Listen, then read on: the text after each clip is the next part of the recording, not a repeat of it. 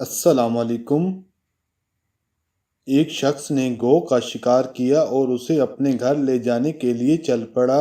راستے میں اس نے لوگوں کو ایک جگہ جمع ہوئے دیکھا تو کسی سے پوچھا، یہ لوگ کس کے گرد جمع ہیں؟ لوگوں نے کہا، اس کے گرد جس نے نبوت کا دعویٰ کیا ہے، یعنی نبی کریم صلی اللہ علیہ وآلہ وسلم۔ وہ لوگوں کے درمیان گزرتا ہوا حضور صلی اللہ علیہ وآلہ وسلم کے سامنے آیا اور کہنے لگا، میں آپ پر اس وقت تک ایمان نہیں لاؤں گا جب تک یہ گو آپ پر ایمان نہیں لاتی۔ اس کے ساتھ ہی اس نے گو حضور صلی اللہ علیہ وآلہ وسلم کے سامنے پھینک دی تو حضور صلی اللہ علیہ وآلہ وسلم نے فرمایا، اے گو۔ تو گوہ نے ایسی واضح عربی میں کلام کیا کہ جسے تمام لوگوں نے سنا، اے دو جہانوں کے رب کے رسول، میں آپ کی خدمت میں حاضر ہوں۔ حضور صلی اللہ علیہ وآلہ وسلم نے اس سے پوچھا، تم کس کی عبادت کرتی ہو؟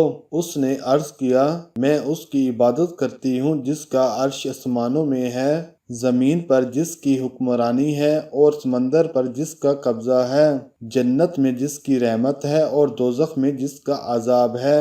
آپ صلی اللہ علیہ وآلہ وسلم نے پھر پوچھا، اے گو میں کون ہوں؟ اس نے عرض کیا، آپ دو جہانوں کے رب کے رسول اور خاتم الانبیاء ہیں۔ جس نے آپ کی تصدیق کی وہ فلاح پا گیا اور جس نے آپ کو جھٹلایا وہ ذلیل و خوار ہو گیا۔ اعرابی یہ دیکھ کر بول اٹھا، میں گواہی دیتا ہوں کہ اللہ کے سوا کوئی معبود نہیں اور بے شک آپ اللہ کے سچے رسول ہیں۔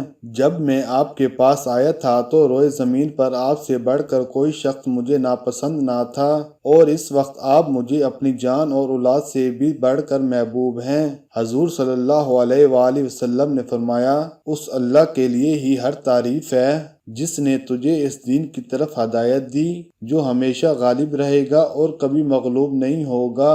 اس دین کو اللہ تعالیٰ صرف نماز کے ساتھ قبول کرتا ہے اور نماز قرآن پڑھنے سے ہی قبول ہوتی ہے۔ پھر حضور صلی اللہ علیہ وآلہ وسلم نے اسے سورہ فاتحہ اور سورہ اخلاص سکھائیں۔ پھر وہ اعرابی حضور نبی اکرم صلی اللہ علیہ وآلہ وسلم کی بارگاہ سے باہر نکلا اور واپس گھر کی طرف چل پڑا۔ راستے میں اسے 1000 اعرابی ملے۔ اس نے ان سے پوچھا، تم کہاں جا رہے ہو؟ انہوں نے کہا، ہم اس سے لڑنے جا رہے ہیں جو غلط بیانی سے کام لیتا ہے اور یہ دعویٰ کرتا ہے کہ وہ نبی ہے۔ اس اعرابی نے ان سے کہا کہ میں گواہی دیتا ہوں کہ اللہ کے سوا کوئی معبود نہیں اور بے شک محمد صلی اللہ علیہ وآلہ وسلم اللہ کے رسول ہیں۔ انہوں نے کہا، تم نے بھی نیا دین اختیار کر لیا ہے؟ اس نے کہا، میں نے نیا دین اختیار نہیں کیا بلکہ دین حق اختیار کیا ہے۔ پھر اس نے انہیں تمام کہانی سنائی۔ یہ سن کر ہر کوئی کہنے لگا، اللہ کے سوا کوئی معبود نہیں اور محمد صلی اللہ علیہ وآلہ وسلم اللہ کے رسول ہیں۔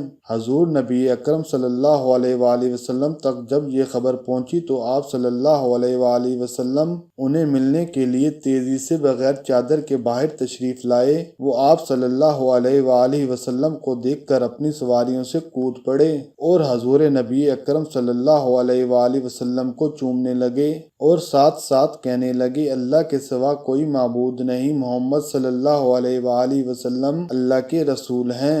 راوی بیان کرتے ہیں کہ سارے عرب میں صرف بنو سلیم کے ہی 1000 لوگ بیک وقت ایمان لائے۔